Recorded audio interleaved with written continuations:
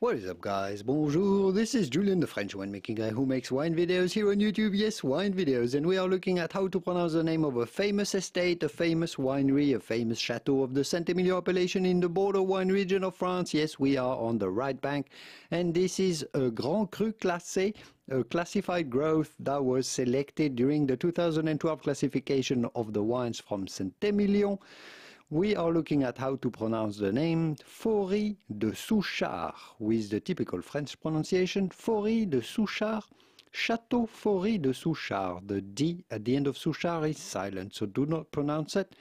In English or American, you could say Château Faurie de Souchard, Château Faurie de Souchard.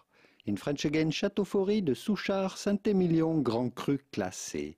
Château Faurie de Souchard. If you want to learn more about the 2012 classification of the wines from Saint-Émilion, how it was done, which were the best wines that were selected and upgraded to classified growth, all of the top estates of Saint-Émilion, here is a video that you may want to watch next. I'll leave you to it, and I will see you soon in the wonderful world of wine. Au revoir.